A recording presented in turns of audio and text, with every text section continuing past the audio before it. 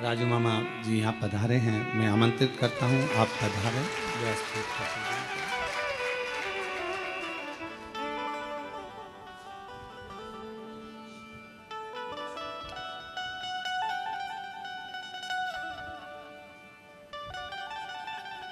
शंभु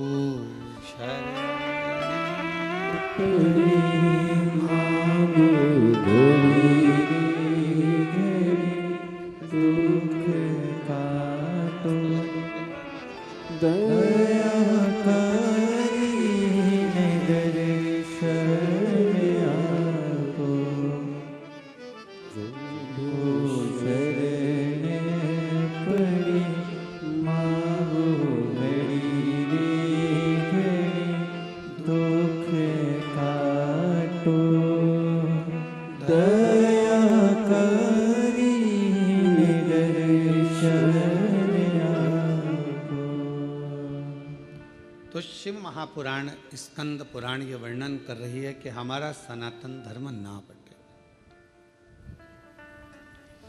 पंथों में विभाजित ना हो, जातियों में विभाजित ना हो। वेद व्यास जी ने जितनी जितनी पुराणों की रचना करी उतनी सारी पुराणों में एक ही बात कही कि आप एकजुट रहे, एकजुट रहे। पर आपकी एकजुटता या आपके जीवन की सार्थकता,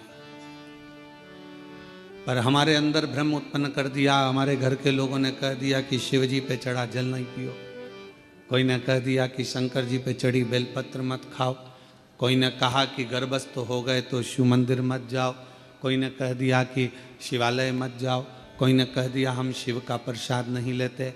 हमें बांट दिया, भगवान से दूर कर दिया। आप सबको मालूम हो, जिस समय पर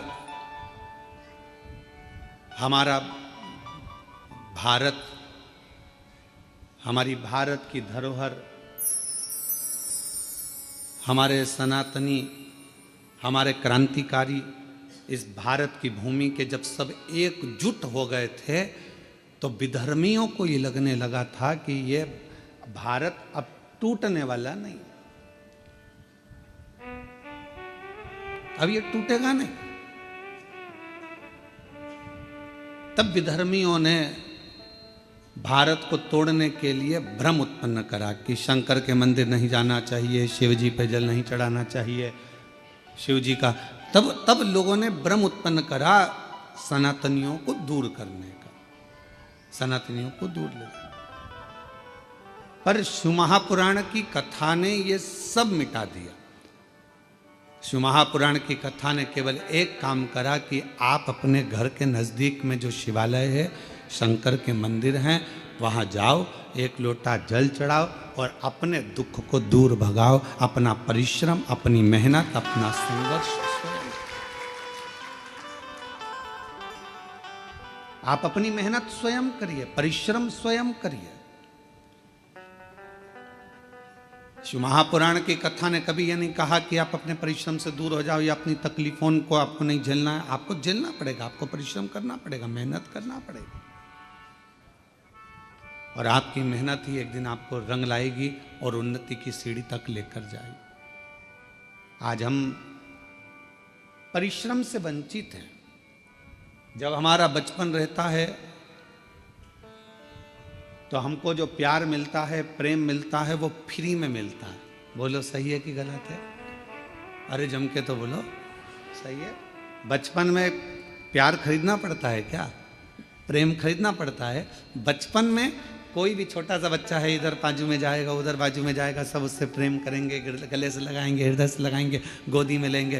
प्रेम, प्यार बचपन में फ्री में मिलता है। जवानी में प्यार, प्रेम फ्री में नहीं मिलता, कमाना पड़ता। धन बढ़ाओगे तब प्रेम बढ़ेगा, वैभव बढ़ाओगे तो लोग पूछेंगे, संभालेंगे, ध्यान देंगे।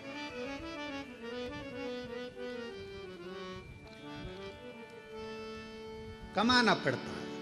और बुढ़ापा जब आता है तो प्रेम फ्री में नहीं मिलता। बुढ़ापे में प्रेम कमाया भी नहीं जाता। बुढ़ापे में तो प्यार प्रेम मांगा जाता है कि कोई हमारे पास आकर थोड़ी देर बैठ। प्रेम के 3 क्रम है। बचपन में प्रेम प्यार फ्री में मिल जाता है, जवानी में प्रेम प्यार को कमाना पड़ता है, और बुढ़ापे में प्रेम प्यार को मांगा जाता है कि कोई हमको थोड़ा समय दे, थोड़ा सा, थोड़ा हमारे पास बैठो, थोड़ा हमारे पास रुकिए, थोड़ा हमारे पास बैठिए। किसके पास समय? शिव महापुराण की कथा में हमने पहले भी वर्णन किया, आज फिर करते हैं कि मंदिर में 24 घंटे जाकर मत बैठो, तीर्थ में आप 4 दिन जाकर मत बैठो।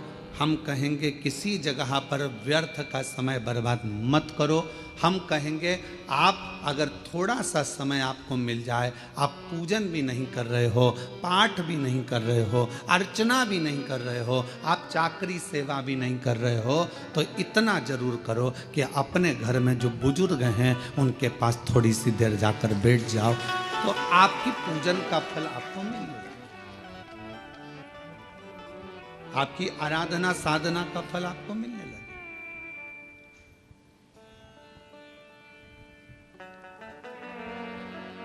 आज सबसे ज्यादा कमी पड़ रही है प्रेम की, स्नेह की, समर्पण की। आज परिवार टूट रहे हैं। बड़ा बेटा आता है, भोजन कर कर चला जाता है, छोटा बेटा आता है, भोजन कर कर चला जाता है, ससुर जी भोजन कर कर अपने कक्ष में चले जाते हैं, सास अपने कक्ष में चली जाती है, देवरानी जेठानी अपनी अपनी थाली लगाकर अपने अपने कमरे में ले जाती है। मन होता है तो एक साथ बैठकर खाती हैं, नहीं तो अपना अपना कमरा, और एक साथ बैठकर खाती भी हैं तो उतनी देर में टांट इतने कस देती हैं कि भोजन भी नहीं भाता है। कहाँ गया प्रेम? कहाँ गया समर्पण? कहाँ गया प्यार? धन बहुत है, घर में जितने सदस्य हैं कोई फ्री नहीं बैठा है। माताएं फ्री हैं तो वो कुछ ना कुछ कढ़ाई, मेहंदी, पेंटिंग, सिलाई, बुनाई, मिठाई कुछ ना कुछ बनाकर वो भी अपना व्यापार चला रही हैं। पुरुष हैं तो वो भी कमा रहे हैं, कोई ऑनलाइन कमा रहा है, कोई कुछ कमा रहा है। हर व्यक्ति अपना अपना काम कर रहा है, कमाने में लगा है, संपदा बढ़ाने में लगा है। संपदा तो बढ़ रही है, कमाई तो बढ़ रही है, पैसा तो बढ़ रहा है, पर एक चीज घट रही है, वो घर का प्रेम, घर का प्यार, घर की वात्सल्यता, घर की करुणा और घर की एकजुटता वो घटती चली जा रही है। वो प्रेम घट रहा है, वो वात्सल्यता घट रही है, वो स्नेह घट रहा। और शिव जी के परिवार में ये सब चीज बड़ा। शंकर भगवान के परिवार में ये कुछ भी नहीं था, ना वैभव था, ना धन था, ना दौलत था, ना गाड़ी थी, ना बंगला था, ना सत्ता थी, ना कोई सोना चांदी हीरा पन्ना था। पर शिव जी के घर में एक चीज थी, शमशान में भी रह रहे हैं तो प्यार से रह रहे हैं, और आकाश में रह रहे हैं तो प्यार से रह रहे हैं, कैलाश पर रह रहे हैं तो प्यार से रह रहे हैं, झोपड़े में भी वो प्यार के साथ रहते हैं तो उन्हें बैकुंठ जैसा सुख प्राप्त होता है। बैकुंठ।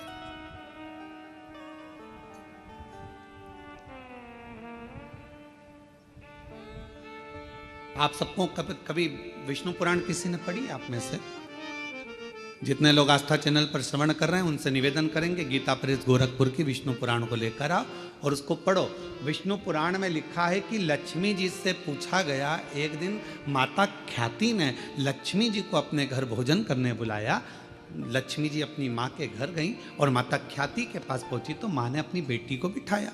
लक्ष्मी जी ख्याति देवी की बेटी है, तो ख्याति ने गोदी में बिठाकर अपनी बेटी से पूछा कि बेटी, मैंने तुझे भगवान विष्णु के साथ ब्याया, मैंने तुझे भगवान नारायण के साथ विदा कर दिया, विवाह कर दिया, तो भगवान बैकुंठ में चली गई, सारा सुख तेरे घर में है, पर ईमानदारी से बता तेरा सबसे ज्यादा मन कहाँ लगता है?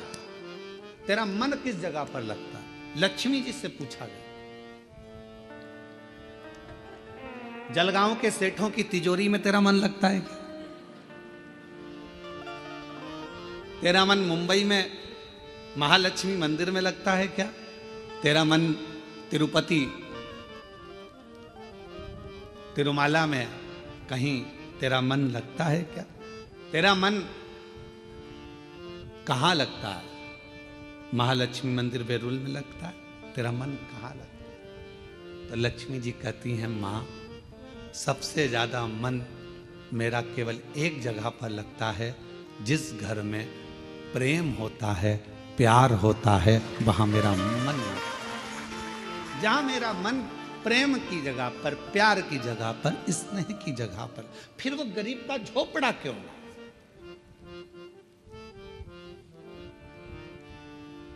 दुनिया की सबसे महंगी चीज क्या है? जल्दी उत्तर दो। दुनिया की सबसे महंगी चीज क्या है? दुनिया की सबसे महंगी 3 चीजें हैं। पहले नंबर पर नींद, दूसरे नंबर पर शांति और तीसरे नंबर पर अपने दिल का आनंद, मस्ती। ये दुनिया की सबसे महंगी चीज है। ये दुनिया की सबसे कीमत वाली चीज है, सबसे महंगी। धन है पर नींद नहीं है, बंगला है, गाड़ी है, पर मन की शांति नहीं। घर में सारा सुख है, 25 नौकर लगे हैं, पर मन में अलमस्त मस्ती, आनंद नहीं, आनंद नहीं। ऐसे बैठे हैं अपने अपने घर में जैसे किसी ने 4-6 ठोक के बिठा है, ठोक, आनंद नहीं। बच्चे, हम तो कहेंगे आजकल की बहुओं से ज्यादा अगर किसी के अंदर आनंद है तो घर की बूढ़ी माओं के घर में आनंद है। तो माओं को देखना, छोटे छोटे बच्चों को दादी दादी करके बच्चे आते हैं, उनके संग मस्ती कर लेती है, आनंद कर लेती है, बोल लेती है, चल लेती है, खुश हो जाती है। और घर की बहुएं आधी से ज्यादा डिप्रेशन में पड़ी हुई, आधी से ज्यादा चिंता में पड़ी हुई। सारा काम तुम करोगे, तुम्हारे पास एक रत्ती की फुर्सत नहीं है, मेरे पास बैठने का समय नहीं है। और मालूम पड़े वो सारा दुकान का धंधा पानी छोड़कर तेरे पास बैठ जाए तो भी चैन नहीं है। दुकान कब जाओगे? अब तूने तो कहा था कि तुम्हारे पास टाइम नहीं है, तो मैंने सोचा कि 2 दिन की छुट्टी मार दूं, और अब कह रही है कि दुकान कब जाओगे? 2-4 दिन की छुट्टी लेकर वो तुमको घुमाने गोवा भी ले गया, वहां भी सुकून नहीं, वहां भी शांति। फिर घुमाने के लिए तुमको कहीं वो और ले गया, जगन्नाथपुरी ले गया, वहां भी सुकून नहीं। उसने बस इतना कहा, जल्दी नहा ले, जल्दी स्नान कर ले, जल्दी से दर्शन कर लेंगे, सब काम जल्दी करना था, तो मुझे लेके क्यों आए? वहां भी तबेले जैसा मुंह हो गया। भगवान, कहां सुकून, कहां शांति, कहां प्रेम? लक्ष्मी जी से मां ख्याति देवी ने पूछा कि तेरे को सबसे ज्यादा सुकून, सबसे ज्यादा आनंद, सबसे ज्यादा अच्छा कहाँ लगता है? तो मां, जहाँ पर प्रेम होता है, जहाँ प्यार होता है, लक्ष्मी कहती है फिर वो गरीब का झोपड़ा क्यों ना हो, मुझे वो महल लगता है, मुझे वो बेहद। और दुनिया की सबसे महंगी, जो कीमत से नहीं मिल सकती, पैसा खर्च करने से नहीं मिल सकती, दुनिया की 3 चीजें सबसे ज्यादा महंगी हैं। आप भी मेरे साथ पूरे आस्था चैनल के साथ बोलें। पहले नंबर पर नींद, दूसरे नंबर पर शांति और तीसरे नंबर अपने मन का आनंद, सुकून, उत्सव, मन की खुशियां। आप में से कई माताएं जितनी कथा श्रवण कर रही हैं, जितने पुरुष कथा श्रवण कर रहे हैं, मेरी जीजियां जितनी सुन रही, मेरे जीजा जितने सुन रहे हैं, बेटियां जितनी सुन रही, जितने बेटे सुन रहे हैं, तुम्हारी अलमारी कपड़ों से भरी पड़ी हुई है। तुम्हारी अलमारी में एक से बढ़कर एक रुपट्टे रखें, तुम्हारी अलमारी में एक से बढ़कर एक कपड़े रखें, तुम्हारी अलमारी में एक से बढ़कर एक जेवर रखा है, तुम्हारी अलमारी में एक से बढ़कर एक आभूषण रखें। ये नहीं कि हम ये नहीं कह रहे कि सोना का पहनो कि चांदी का पहनो, हम तो ये कह रहे हैं तुम्हारे पास में आर्टिफिशियल भी ढेर सारा रखा हुआ है। पति कुछ ना कुछ लेकर आता है, दे जाता है, तुम्हारे पास एक से बढ़कर एक वस्त्र रखें। पर ना जाने तुम्हारी सोच कैसी हो गई है कि अगर कहीं जाना भी है ना तो 50 बार मन में आलसी आ जाती, क्या करूंगी जाकर, क्या करना, तुम चले जाओ ना, रिश्तेदार के यहाँ, नातेदार के यहाँ। पहले उमंग होती थी, खुशियां होती थी, रिश्तेदार के यहाँ कार्यक्रम आया, जाऊंगी, अच्छे कपड़े पहनूंगी, 4 जोड़ कपड़े लेकर जाती थी, एक से बढ़कर एक ज्वेलरी लेकर जाती थी, तैयार होती थी, श्रृंगार करती थी, अपने आप को सजाती थी। और जिस व्यक्ति ने अपने आप को सजाना प्रारंभ कर दिया, उस व्यक्ति ने परमात्मा को सजाना प्रारंभ कर दिया। आज आप अपने आप को संभाल नहीं पा रहे हो, आप अपने आप को सजा नहीं पा रहे हो, आप अपने आप का श्रृंगार नहीं कर पा रहे हो। पुरुष हैं, बस सवेरे जाना है, पैंट शर्ट पहनना है, जूते मोजे पहनना है और निकल के चले जाना है। रुमाल कैसा रखा है, जो है ठीक है, बाद में धो लेंगे। कॉलर पूरी काली हो रही है, बाद में साफ कर लेंगे। जो है बस जैसा चल रहा है चलना है। तुम्हारे भीतर के उमंग उत्सव उत्पन्न करो। अच्छे अच्छे वस्त्र हैं, किसके लिए कमा रहे हो? बेटा एप्पल का मोबाइल चलाए और तुम कीपैड लेकर घूमते आओ तो क्या मतलब की जिंदगी तुम्हारी? एक दिन बूढ़े हो जाओगे, सब धरा की धरा रह जाएगा। अपने भीतर के आनंद को, अपने भीतर की मस्ती को, अपने भीतर की शांति को और अपने भीतर की नींद को कभी जाने मत दो। अपने आप को ऐसा समझो कि अभी तो मैं मात्र 25 वर्ष का हूं और मेरी नूतन जिंदगी चल रही है, मेरी नूतन जिंदगी चल रही है। हम कैसे जी रहे हैं? कैसे? उठे, गए, ऑफिस से थके हुए आए, दुकान पे से अल्लाह रोटी लगा दे। भोजन पत्नी ने थाली रख दी, वही रोटी, वही दाल, वही चावल, एक आध सब्जी, कभी डिजाइन चेंज हो जाता है, कभी हो जाता है, बस वो और वही खाया पिया और अपना मोबाइल उठाया, अपने कमरे में चले गए। पत्नी काम करी, अपने कमरे में मोबाइल चलाया। पत्नी आई, क्योंकि उसके सामने मोबाइल चलाएगा और एक आध किसी पर कमेंट्स हो गए। हमने पहले कथा में कहा था, इस मोबाइल ने बहुत कुछ छुड़ा दिया। पहले लोग टॉर्च लेकर चलते थे, मोबाइल आया तो टॉर्च खत्म हो गई। बोलो हुई कि नहीं हुई? आजकल मोबाइल में टॉर्च है। पहले लेकर छोटा सा रेडियो लेकर चलते थे, मोबाइल आया, रेडियो खत्म हो गया। पहले लोग कैमरा लेकर चलते थे फोटो खींचने के लिए, मोबाइल आया, कैमरा खत्म। पहले लोग पंचांग लेकर चलते थे मुहूर्त देखने के लिए, मोबाइल आया, पंचांग खत्म। मोबाइल आया, टार्च खत्म। मोबाइल आया, रेडियो खत्म। मोबाइल आया, सीडी खत्म। मोबाइल आया, टॉकीज खत्म। और मोबाइल तुम्हारी पत्नी के हाथ में आया तो तुम खत्म।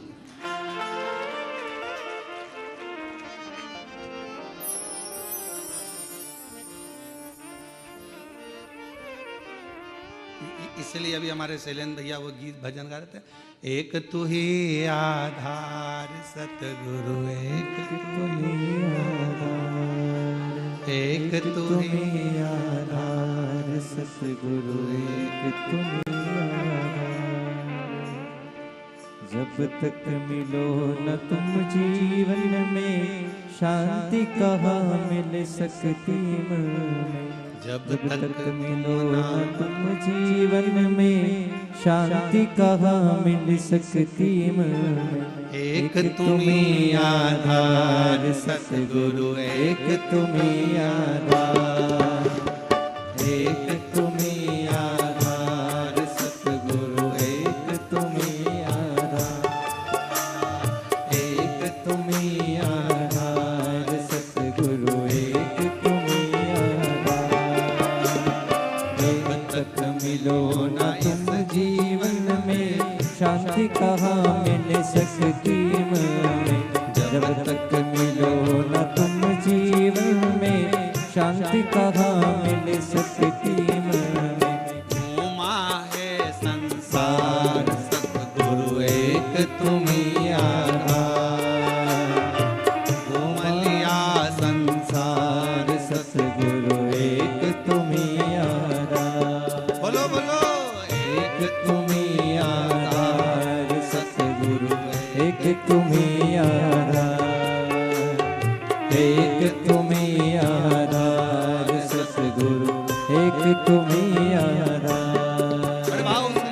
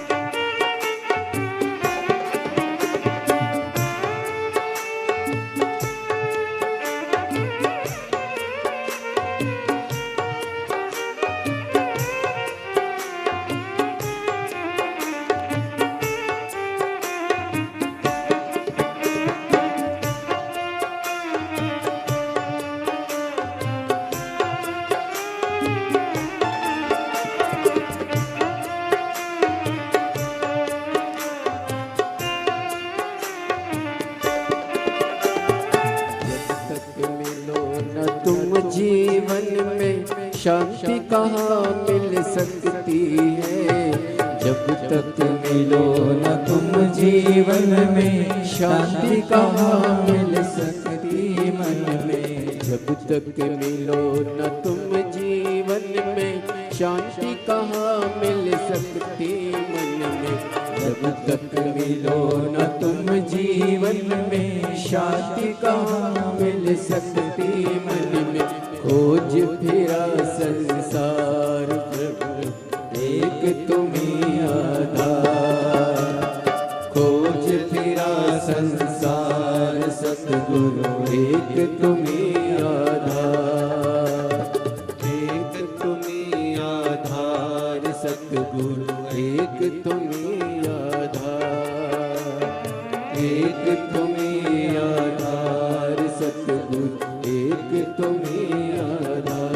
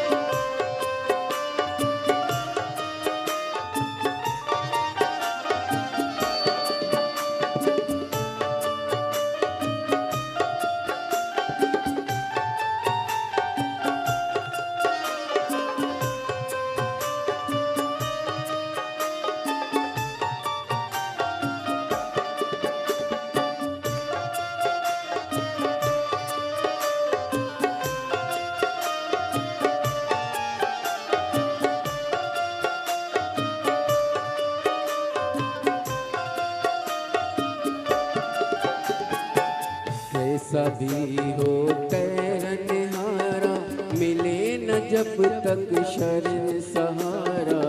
कैसा भी हो तैरनहारा मिले न जब तक शरण सहारा। कैसा भी हो तैरनहारा मिले न जब तक शरण सहारा। कैसा भी हो तैरनहारा मिले न जब तक शरण सहारा। होना उस पार सतगुरु एक तुम्हीं आधार। होना उस पार सतगुरु एक तुम्हीं आधार। एक तुम्हीं आधार सतगुरु एक तुम्हीं आधार।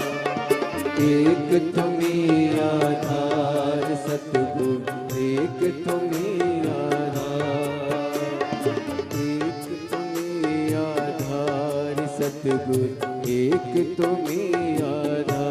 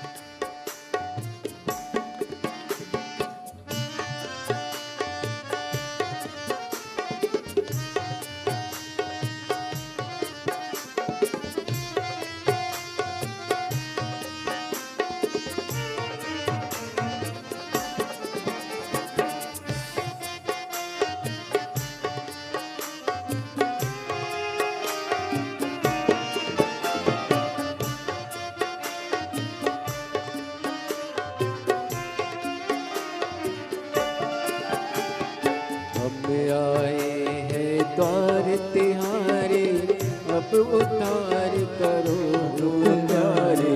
अब आए हैं द्वार तुम्हारे अब उतार करो दुआरे। हम आए हैं द्वार तिहारे पर उतार करो तुम हमारे। हम आए हैं द्वार तुम्हारे अब उतार करो तुम हमारे। सुन लो दास पुकार सतगुर एक तुम्हें आधार। सुन लो दास पुकार सतगुर एक तुम्हें आधार। एक तुम्हें आधार सतगुर एक तुम्हें आधार। एक तुम्हें आधार सतगुर एक तुम्हें आधार। एक तुम्हें आधार सतगुर एक तुम्हें आधार। एक तुम्हें आधार सतगुर एक तुम्हें आधार।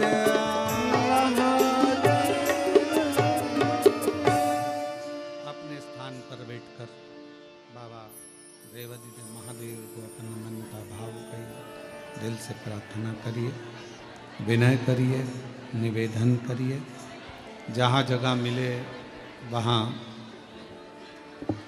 बैठकर बाबा को अपने मन का भाव कहिए।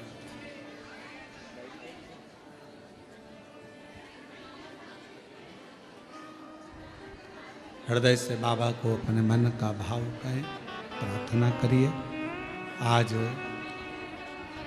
प्रदोष है,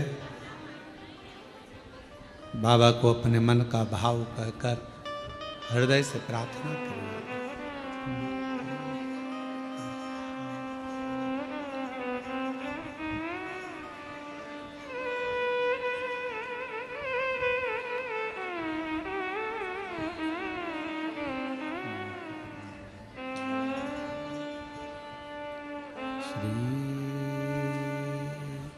शिवाय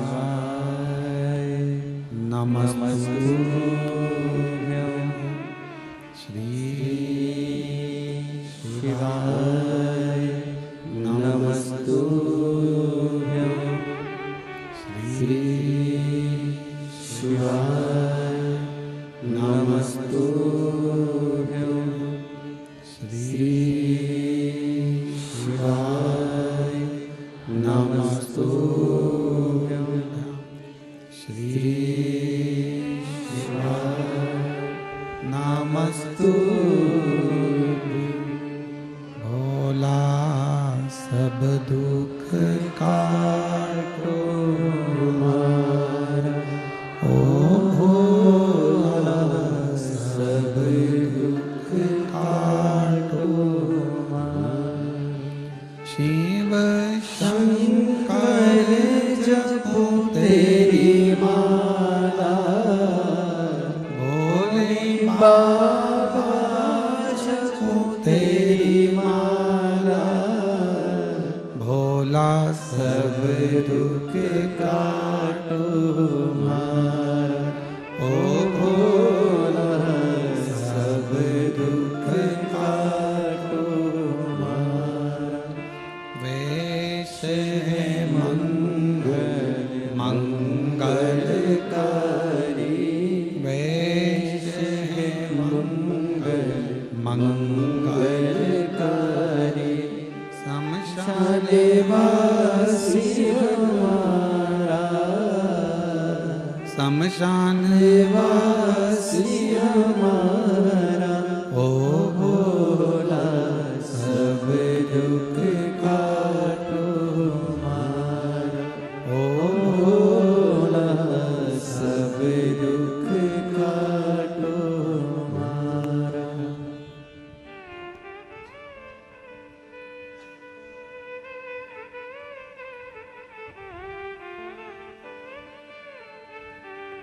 बाबा देवादिदेव महादेव भगवान शिव ओगरदानी त्रिकालदर्शी कैलाशी विनाशी भगवान शंकर की पवित्र कथा करे। घर के प्रेम को मेरे भगवान शिव का परिवार कह रहा है कि कैसे भी रहो, कहीं पर भी रहो, पर आपस का प्यार प्रेम खत्म मत।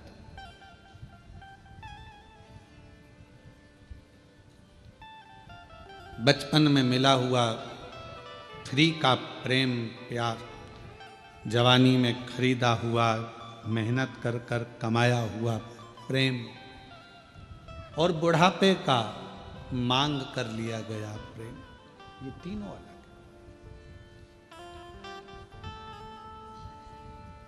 पर शिव कथा कर रही है, भगवान शंकर का चरित्र कर रहा है, शिव महापुराण की कथा कर रही है।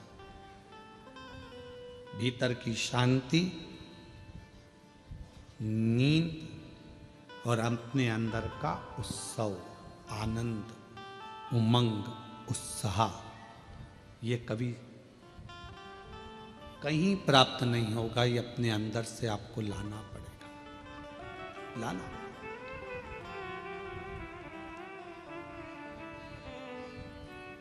कई मेरी जीजियों को बड़ा इस प्रेम रहता है, स्नेह रहता है, शौक रहता है तैयार होने का भी, श्रृंगार करने का भी। कई बच्चों को, लड़के हैं उनको, कई बेटों को, कई मेरे जीजा उनको बड़ा रहता है कि अच्छे वस्त्र पहनना, अच्छे से रहना। ये आप यदि अपना श्रृंगार करना सीख गए हो तो तुम परमात्मा का भी श्रृंगार करना सीखो। आज हम अपना भी श्रृंगार नहीं कर पा रहे, उत्साह ही नहीं है, भीतर उमंगी नहीं है, सब समाप्त हो गई।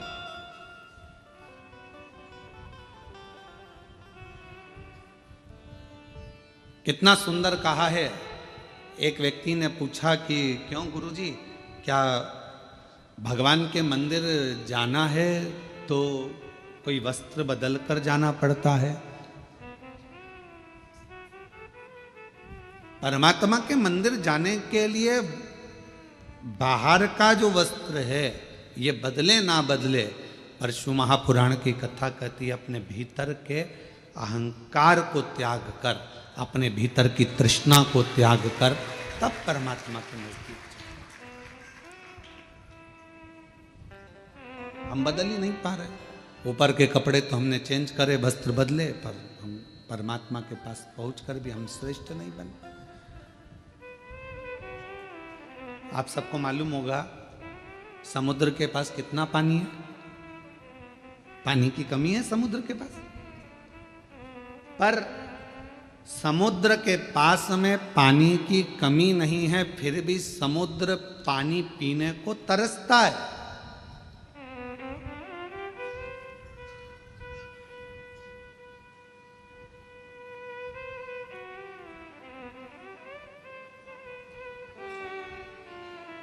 पानी की कमी समुद्र के पास नहीं है, पर पीने को तरस रहा है। धन की कमी व्यक्ति के पास नहीं है, गाड़ियों की कमी नहीं है, संपदा की कमी नहीं है, सब सुख सबके पास है, पर व्यक्ति शांति को तरस रहा, भीतर के सुख को तरस रहा, आत्मशांति। किसके पास है? कोई कह दे एक डॉक्टर भी पढ़ाई करने के बाद हम कहते हैं कि हर व्यक्ति को थोड़ा समय अपने खुद के लिए निकालना चाहिए। सवेरे 9 बजे अपनी कुर्सी पर इंजीनियर भी बैठता है, डॉक्टर भी बैठता है और एक अधिकारी भी बैठता है। शाम को 5 बजे तक अपनी कुर्सी नहीं छोड़ता, फिर घर गया, फिर काम में लग गया, फिर करा और मालूम पड़ा कि तुमने अपना समय दिया तो सही, पर अपने शरीर पर ध्यान नहीं दिया। एक दिन तुमने अटैची भरकर पैसा इकट्ठा तो कर लिया, पर मालूम पड़ा कि एक दिन खुद को ही बीमारी हो गई और जो रखा हुआ पैसा था, जो तुमने इतने दिल से कमाया था, वो खुद की ही बीमारी में लग गया। क्या मिला? समुद्र के पास पानी बहुत है, फिर भी समुद्र प्यासा है। समुद्र के पास जल बहुत है, फिर भी समुद्र को तृप्ति नहीं है।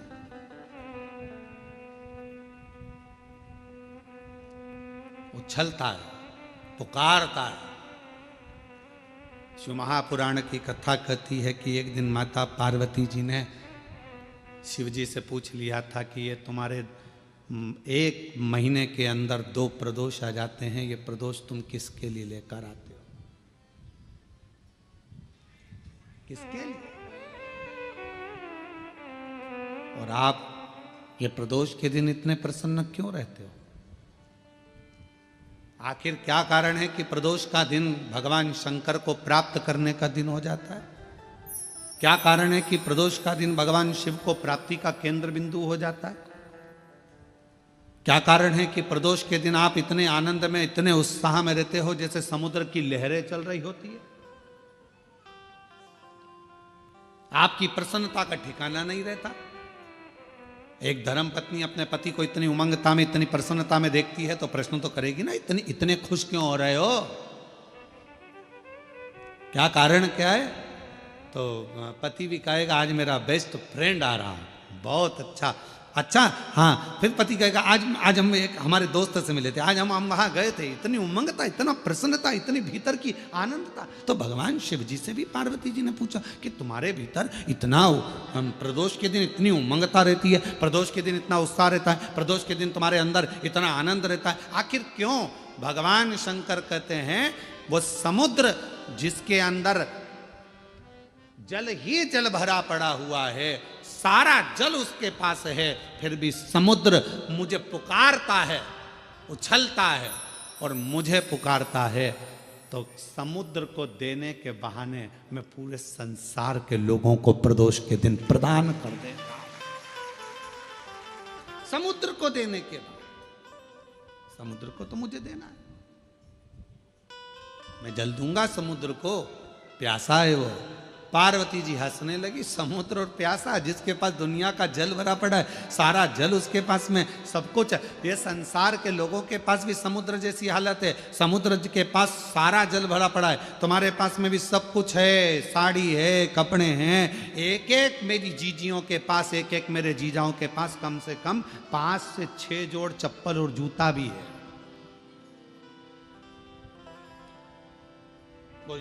जूता रखने की अलमारी भरी पड़ी है, कपड़े की अलमारी भरी पड़ी है, सारा सब कुछ है। और फिर निवेदन करूं, ना कोई घड़ी की कमी, घड़ी भी सबके पास में 2-2 3-3 है, कपड़े भी 4-4 10-10 जोड़ है, सोने की गादी और तकिया भी है, नई नई बेडशीट अलमारी में थप्पी लगी रखी है, एक एक चीज सब है। समुद्र के पास जैसे सब कुछ है पर भीतर से तृप्ति नहीं है, फिर भी तरस रहा है जल के लिए, सब कुछ है पर वह भीतर की शांति नहीं है। तो भगवान शंकर कहते हैं कि जो प्रदोष के दिन मेरे शिवालय तक आता है, मुझे पुकार लेता है, मैं उसको भीतर की शांति दे देता हूँ, आनंद दे देता हूँ, उमंग दे देता हूँ, उत्साह दे देता हूँ।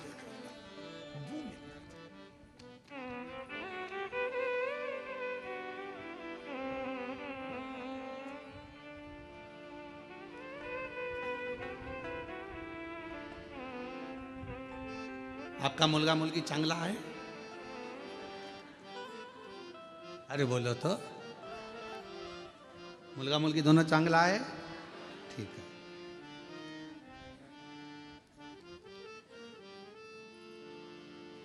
अब आप अपने बच्चों को सब कुछ दे रहे हो, जो मकान है तुम्हारा किसको मिलेगा? बोलते जाओ जल्दी जल्दी। बच्चों। गाड़ी, तुम्हारे गले की चेन, अंगूठी, ब्रेसलेट, बच्चों, ठीक है, सब बच्चों को दे रहे हो, सब बच्चों को मिले। आज का बच्चा ये सोचता है कि सब कुछ मेरा है तो मुझे क्या करना है, टेंशन क्या है, संघर्ष नहीं कर पाता, बहुत परिश्रम नहीं कर पाता। जब बड़ा होता है, विवाह होता है, शादी होने के बाद थोड़ा सा टेंशन उसको आता है तो डिप्रेस हो जाता है। क्यों? हमने गाड़ी दी, बंगला दिया, धन दिया, दौलत दी, परवरिश अच्छे से करी, अच्छा कॉलेज दिया, अच्छा स्कूल दिया, अच्छी एजुकेशन दी, अच्छा डॉक्टर को दिखाया, उसको स्वस्थ रखा, सब कुछ करा, पर अपने बच्चे को हमने संघर्ष करना नहीं सिखाया। और एक दिन उसके ऊपर जवाबदारी का बोझा बढ़ा, वो डिप्रेस हो गया, किसी ने कुछ कह दिया, डिप्रेशन में आ गया। पत्नी, शादी हो गई, पत्नी आ गई, 1 महीना 2 महीना 6 महीना रही, पत्नी मायके चली गई, वो डिप्रेस हो गया। क्यों? हमने उसको परिश्रम करना नहीं सिखाया, हमने उसको यह नहीं बताया कि संसार के लोगों से लड़ना कैसे।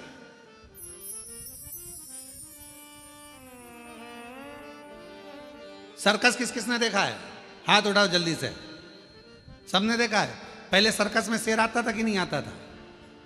अरे बोलो तो, आता था ना। अब वन विभाग वालों ने सर्कस वालों को बुलाया, सारे सर्कस वालों से कहा एक भी शेर तुम्हारे सर्कस में नहीं रहना चाहिए, पिंजरे में नहीं रहना चाहिए। और एक दिन वन विभाग वालों ने शेर के गले में एक पट्टा डाला, छोटा सा कैमरा लगाकर उस शेर को जंगल में छुड़वा दिया।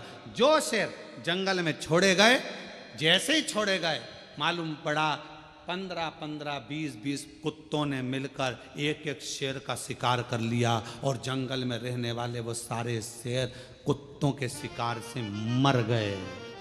क्यों?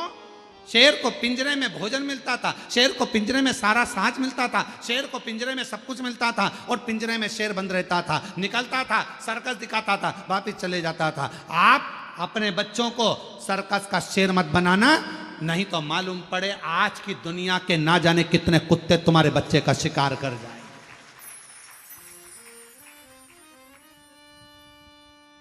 दुनिया के ना जाने कितने बैठे हैं जो तुम्हारे बच्चे का शिकार कर जाएंगे। धन तुमने छोड़ा, गाड़ी तुमने छोड़ी, बंगला तुमने छोड़ा, सारा साज तुमने छोड़ा, मालूम पड़ा धीरे धीरे उन्होंने शेयर मार्केट में लगा दिया, मालूम पड़ा डब्बे में लगा दिया, सब बर्बाद कर कर एक दिन बच्चे को लाकर कंगाल कर कर छोड़ दिया। इसलिए अपने बच्चे को जंगल का शेर बनाना, सर्कस का शेर मत बना देना, नहीं तो जिंदगी बर्बाद कर लो। उसको थोड़ा सा विल पावर दो, उसको थोड़ा संघर्ष करने दो, उसको थोड़ी मेहनत करने दो, उसको थोड़ा अध्ययन करने दो, उसको थोड़ा दुकान पर जाने दो, उसको थोड़ा व्यापार करने दो।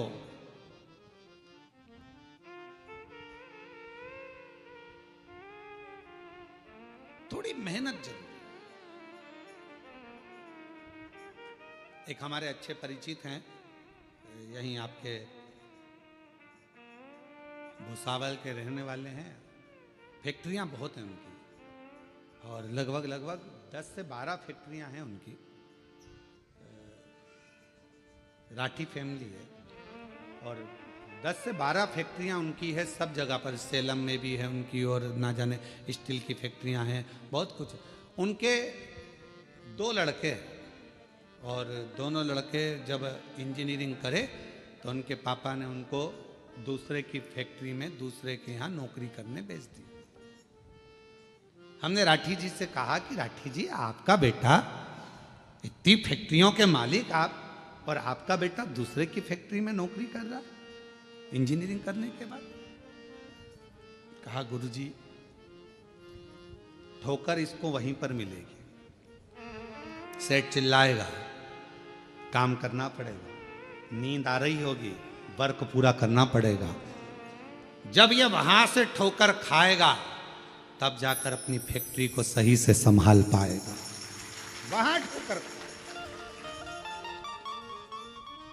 हम अपने बच्चों को क्या दे रहे हैं? दिया, सुख दो, शांति, सब कुछ दिया, गाड़ी दो, बंगला दो, धन दो, दौलत दो, सब कुछ दो, पर अपने बच्चे को एक चीज और सिखाओ कि संघर्ष कैसे करना, मेहनत कैसे करना, परिश्रम कैसे करना, थोड़ी देर शांति कैसे रखना, भीतर थोड़ा सा सुकून हो। शिरडी के पास में अभी शिरडी में कथा चालू होगी, 12 तारीख से चालू है, 12, 13, 14, 15, 16, 5 दिवसीय कथा शिरडी के पास में। वो स्थान भी है इसमें लिखा। शिरडी के पास में अस्त गांव, माता निर्मल पिंपरी शिव गांव, 1 बजे से 4 बजे तक 5 दिवसीय शिव महापुराण की कथा है। 12 से 16 तारीख तक ये कथा, 9 तारीख को विराम होगी, वो 12 तारीख को चालू होगी, 16 तारीख तक चलेगी। पंडाल में बड़े बड़े पंडाल लगाए गए हैं जहां बैठकर कथा का तत्व लोग ग्रहण करेंगे। क्या कहा शिरडी के बाबा ने, क्या कहा साईं राम ने? एक ही बात कही, श्रद्धा, दूसरे नंबर पर सबूरी। आज के जमाने में जरा सी सबूरी नहीं है, जरा सी। भले अपन शिरडी के पास रह रहे हैं पर रत्ती भर की सबूरी नहीं है। तुम्हारे यहां से शिरडी कितनी दूर है? जलगांव से बोलो बोलो, कितना किलोमीटर है? 220 किलोमीटर।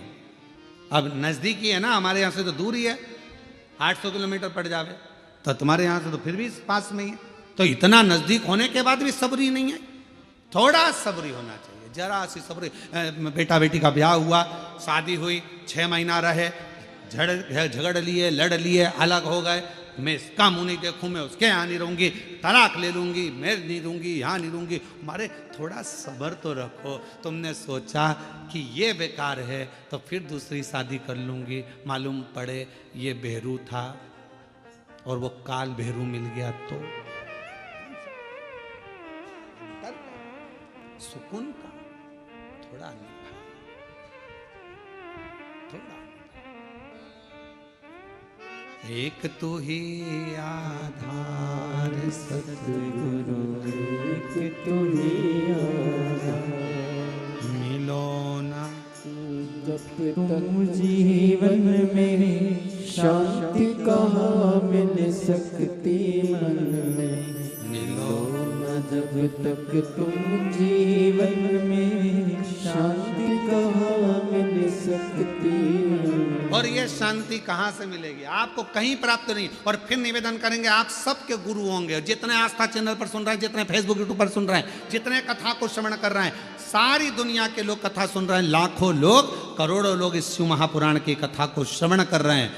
शांति, आपके कितने भी गुरु हो, किसी का भी गुरु मंत्र हो, और उसके बाद भी अगर तुम्हारे दिल को शांति नहीं मिल रही हो, तो आज से एक नियम चालू कर दो, शंकर जी के मंदिर में जाना चालू कर दो, शिव को गुरु बना लो, शांति मिलना प्रारंभ। जब तक न तुम जीवन में शांति कहाँ मिल सकती मन में, जब तक मिलो न तुम जीवन में शांति कहाँ मिल सकती मन में। और मैंने ढूंढा देश सतगुरु एक तू ही आधार, मैंने सब कुछ सब जगह पर देख लिया, पर शांति नहीं मिल रही, सुकून नहीं मिल रहा। धन बढ़ा, संपदा बढ़ी, सत्ता बढ़ी, सब कुछ बढ़ा,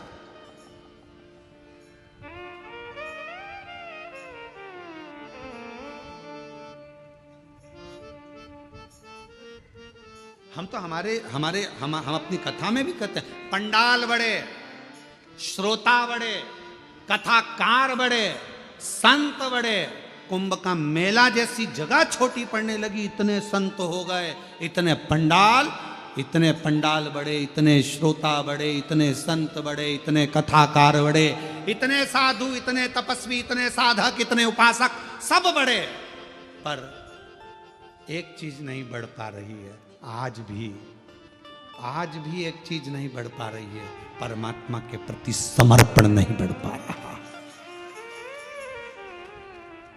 सब कुछ बढ़ रहा है, कथाकार बढ़ गए, पंडाल बढ़ गए, पब्लिक बढ़ गई, श्रोता बढ़ गए, सब कुछ बढ़ गए, मंदिर बढ़ गए, तीर्थ बढ़ गए, सब बढ़े, पर समर्पण नहीं बढ़ पा रहा। हमारा समर्पण एक जगह पर क्यों नहीं हो पा रहा? किसी ने कहा यहाँ चले जाओ, वहां पर अच्छा लगेगा, वहां पहुंच गए। किसी ने कहा वहां चले जाओ, वहां से ये काम हो जाएगा, वहां चले गए। समर्पण नहीं हो पाया, एक स्थिरता में एकजुट नहीं हो पाए, और हमारा समर्पण पूर्ण नहीं कर पाए। क्यों भटके? एक पत्र है अच्छा,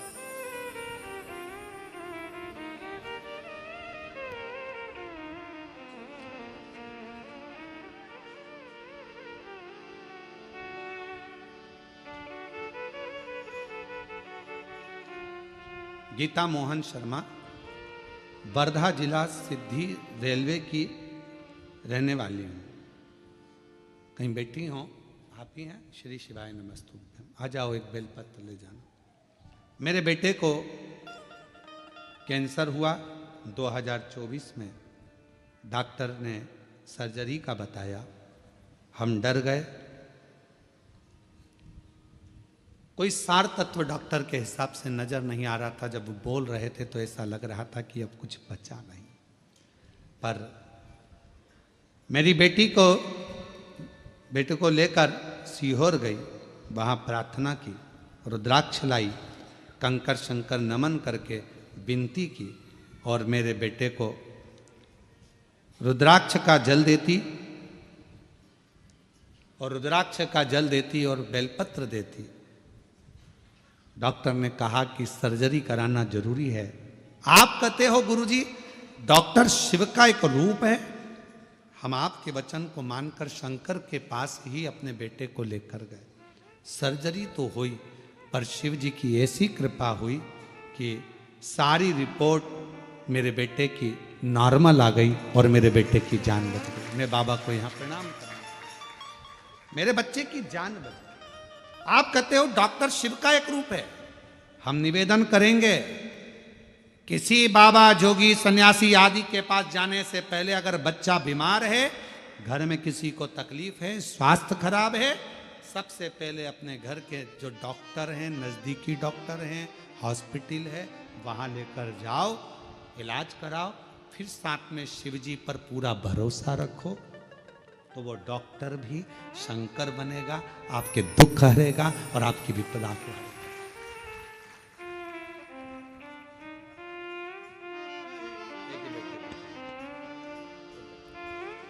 शिव शंकर गोरा शंभो हरे हरे शंकर हरे हरे शंकर शंभो शिव शंकर गोरा शंभो शिव शंकर गोरा शंभो हरे हरे शंकर शंभो हरे हरे शंकर शंभो हरे हरे शंकर शंभो।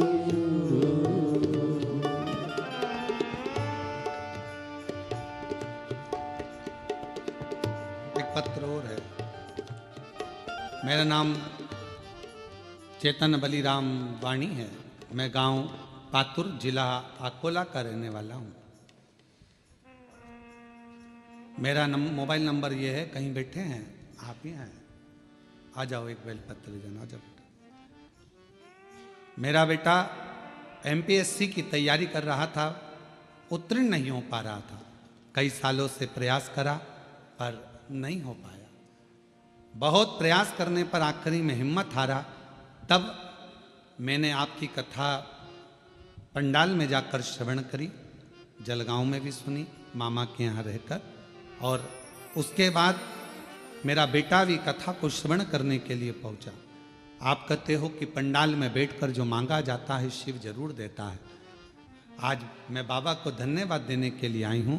पशुपतिनाथ का व्रत और पंडाल में बैठकर श्रवण करी हुई कथाओं से आज मेरा बेटा वाशिम जिला सत्र न्यायालय में क्लर्क पद पर नौकरी कर रहा है। मैं बाबा को यहाँ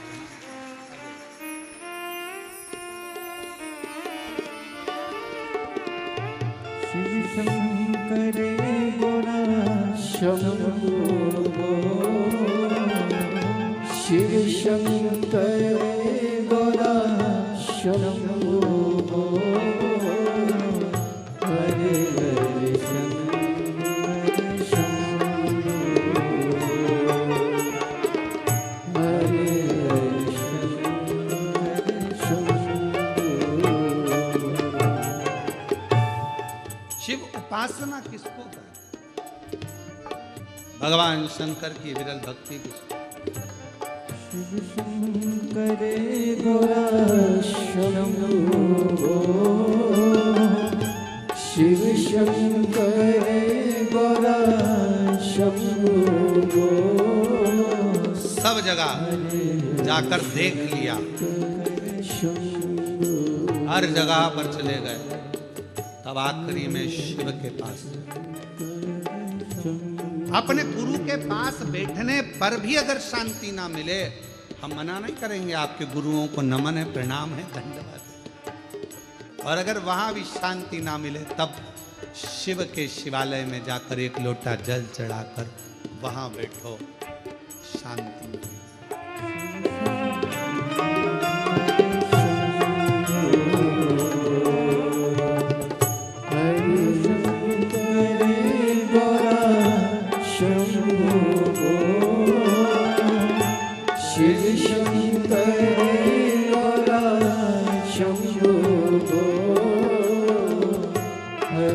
हरि शंकर शंभो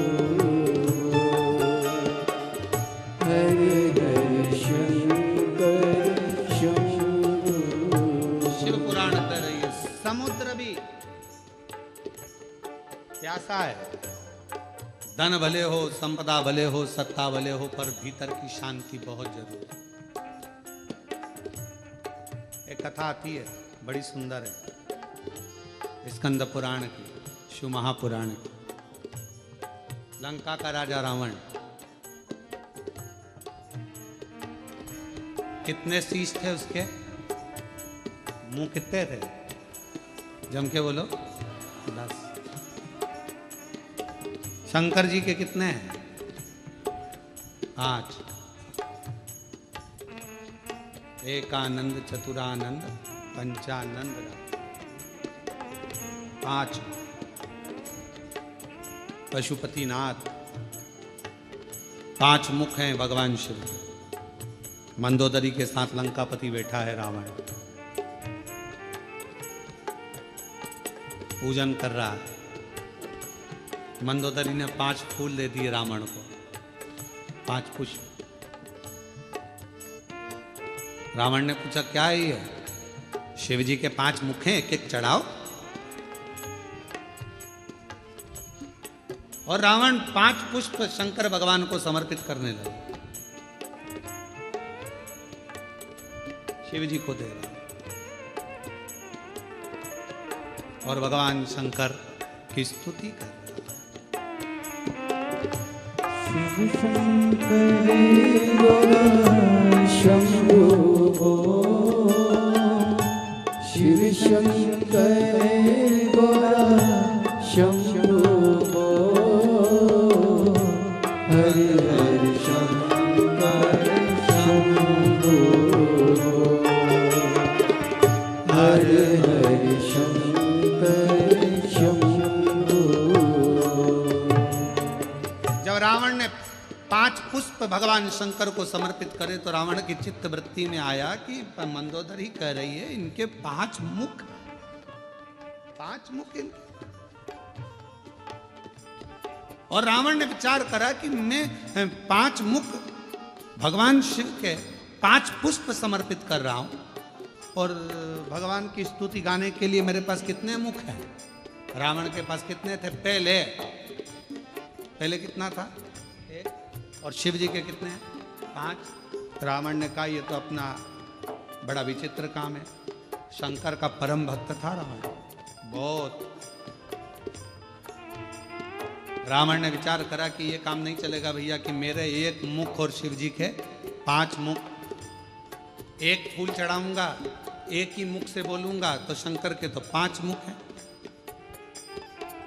और 5 मुख हैं तो कम से कम स्तुति करने के लिए 1 मुख के लिए 2 मुख तो मेरे होना चाहिए, तो स्तुति करने का मतलब। रावण ने उसी दिन सोच लिया अब तो 5 तुम्हारे तो 10 हमारे होना चाहिए, तब तो हम स्तुति गाएंगे और तब तो आनंद आएगा। अब मंदोदरी कर रही है चढ़ाओ 1 फूल, और 1 फूल चढ़ाया और श्री शिवाय नमस्तुभ्यं चढ़ाया। एक बार बोले, रावण ने सोच लिया अब तो मैं 10 मुख करके मानूंगा, और लग गया तप साधना में लंकापति रावण लगा।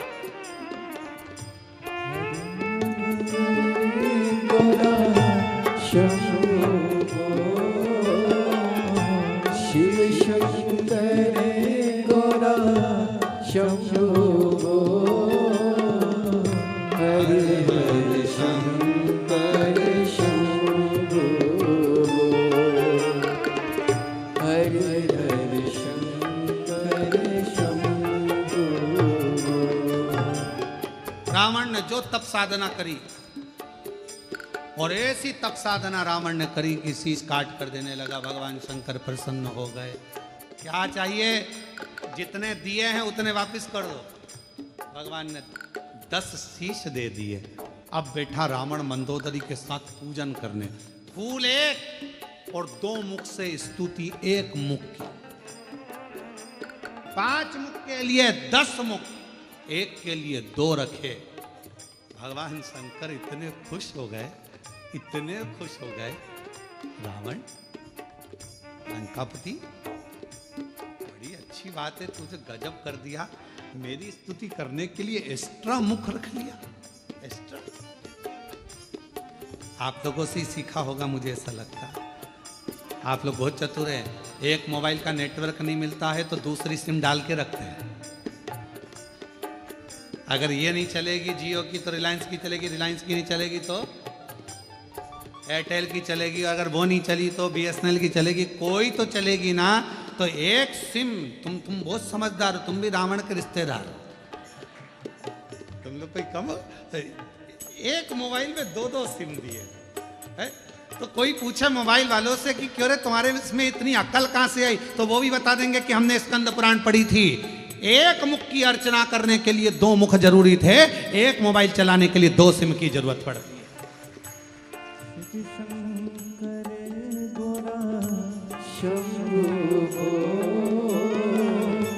शिव शंकर गौरा शंभो,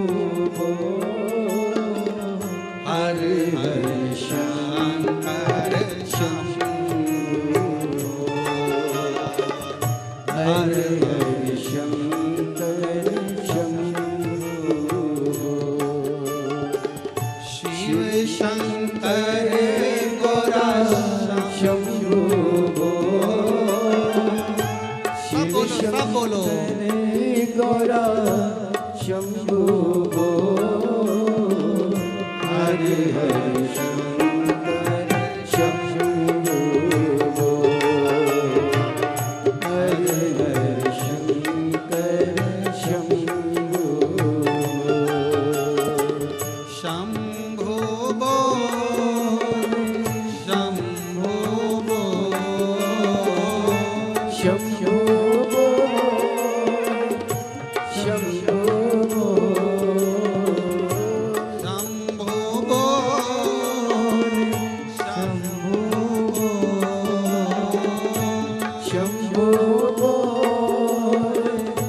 शंभो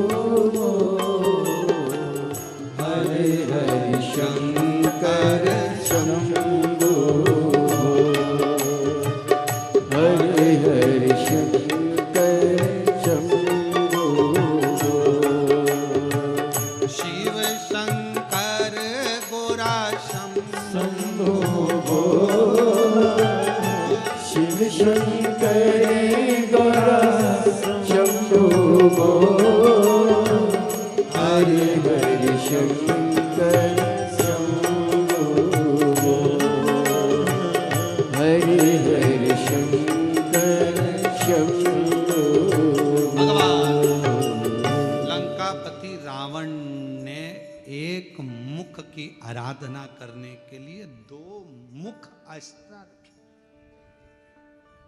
और उसी से मुझे लगता है मोबाइल वाले सीखे। एक मोबाइल में दो सिम,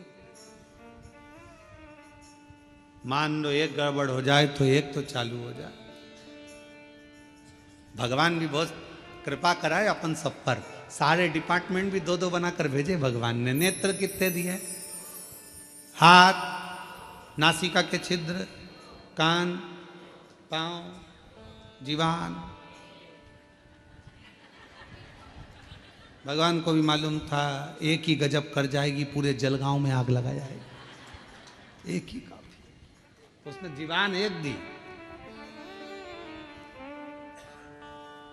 और उसको भी फाटक से बंद कर कर 32 सैनिक लगाकर, दांत पीछे से बांध कर, ज्यादा मत बोलना, समझदारी से काम लेना।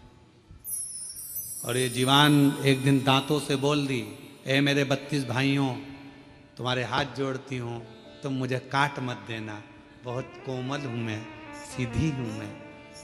32 दांतों ने कहा, बहन हम तेरा ध्यान रखेंगे पर तू हमारा ध्यान रखना, किसी से आड़ी टेढ़ी मत किया ना, नहीं तो एक ही में 32 निपट जाए,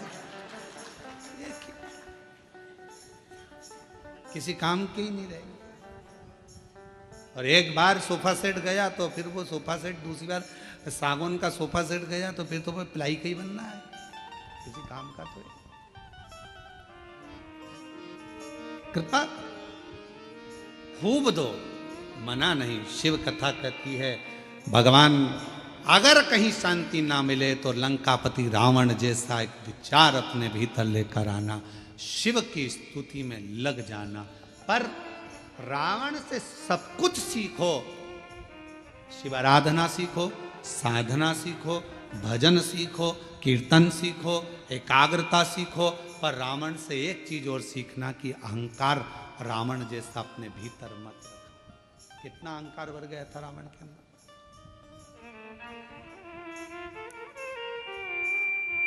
गया लंकापति रावण 10 मुख प्राप्त कर और 10 मुख प्राप्त हो गए। जब लंकापति रावण के पास में 10 मुंह हो गए, मंदोदरी के साथ बैठकर पूजन अर्चना साधना सब कर ली, अब पहुंच गया। आज जा रहा था लंका का राजा रावण, भ्रमण करते करते देवताओं से मिलता हुआ भगवान शिव के धाम पहुंच गया, शंकर जी के।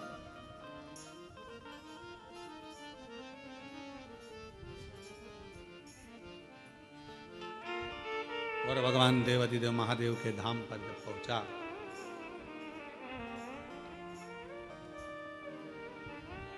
नंदी बैठे हुए थे, देख रहे थे। लंकापति रावण ने नंदी को नहीं देखा, रुके। फिर चले। नंदी ने रावण को प्रणाम किया। नंदी ने रावण को प्रणाम किया। क्यों? उसका एक कारण था, लंका का राजा रावण शंकर भगवान को बहुत चाहता था, प्रेम करता था, उनके प्रति समर्पित रहता था। भगवान शिव के द्वारपालों में एक लंका का राजा रावण भी गिनती में आता है। द्वारपालों प्रणाम किया नंदी ने। रावण ने पूछा, तुम कौन हो? नंदी ने कहा कि मैं शिव जी का गण नंदी, शिवगण नंदी। चेहरा देखा है तुम्हारा?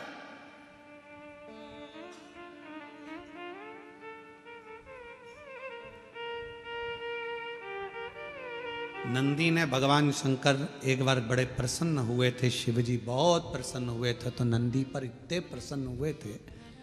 कहाँ की कथा है? कपालेश्वर महादेव, नासिक की। आप लोग करें दर्शन। गोदावरी तट पर कपालेश्वर बाबा का दर्शन होता है।